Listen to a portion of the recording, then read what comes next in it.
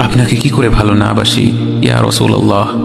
যখন আপনি আমাকে ভালোবেসেছেন সেই 1400 বছর আগে, যখন আপনি আমাকে মিস করতেন, আশা করতেন যেন আমার সাথে দেখা করতে পারেন, অথচ তখনও আমি জন্মই হইনি।